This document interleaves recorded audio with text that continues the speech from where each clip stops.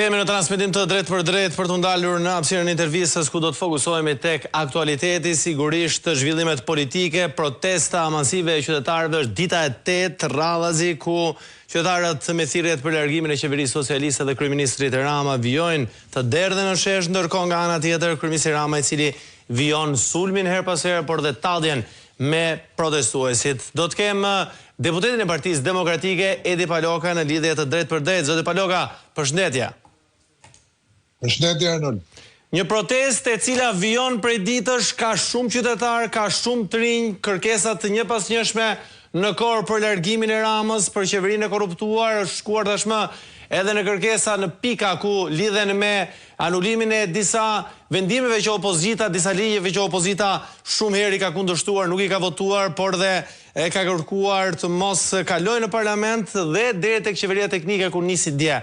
Por dua të ndalem pak fillimisht tek Rama dhe mënyra se si kryeministri i përcjell këto protesta. Sigurisht nuk është se presim që zoti Rama të tregoj frikë nga qytetarët edhe për arsye politike, por si keni parë lëvizjet e kryeministrit ose sjelljen e tij, një herë i sulmoi, më pas ditën e djeshme doli dhe bënte disa veprime që nuk janë normale për një kryetar shteti. Madje sot kishte publikuar në faqen e tij në Facebook një montazh ku shfaqej me minifund me lloj. Këto nuk janë normale për një drejtues shteti, për një burr shteti, po për Ramën janë nëse normale. Sepse Rama ky është. Rama i vërtet ka qenë gjithmonë ky. Vërtet në raste stresi, si ky moment që po kalon tani, Rama shfaqet me gjithë originalitetin e tij, por Rama ka qenë gjithmonë ky.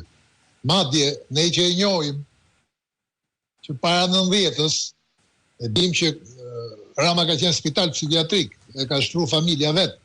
E di gjithë ajo Tirana e vjetër, pavarësisht se ai përpiqet ta mbulojë tash dhe e le të trajtohet si mashtrim. Por Rama ka qenë spital psikiatrik.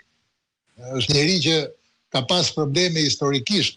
Këto historitë qesharake që tregohen, jo ajo që ka hyrë në kalë Skënderbeut, që e ka tregu Kujtim Gjuzi, apo tjetra që e kam parë me sytë e mi, që ka hyrë në Shatërvan të Tiranës dhe në bërtisës i Gomar, ulurinte, këto janë gjëra që qytetarët e Tiranës para 90-s i dim gjitha.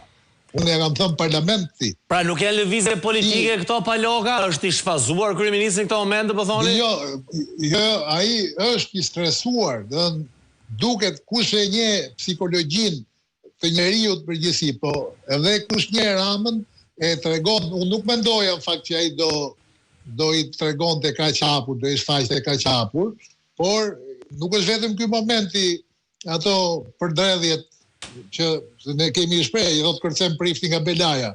E i dije po kërcemte nga Belaja që imitonte blogerët e ku dëgjon se çfarë. Po ka disa momente që e tregon që ai është i stresuar, nuk po e kalon me qetësi, dhe kam përshtypjen nuk është thjesht protesta, sepse janë shumë faktorë. Protesta është një nga elementet, një nga momentet që ja kanë dedhur lakun Ramës. Jemi të qartë për këtë, kush është vëzhgues, jo shumë jollë, s'ka nevojë të jetë shumë jollë, po kush e njeh politikën, dhe kush është vëzhgues i politikës, jo vetëm shqiptare, e kupton që Rama është në halt mall.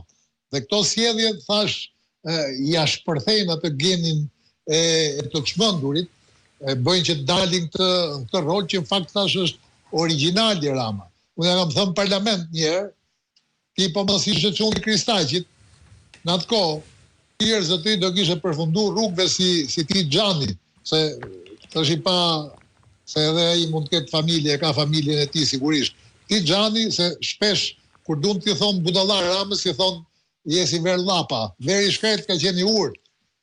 Ti Xhani, kush e ma mend, Tirana e vjetër e ma mend, ti ka qenë fiks si ky, i madh me trup dhe agresiv, ngacmonte qytetarët, kurse veri shkret nuk ngacmonte njeri.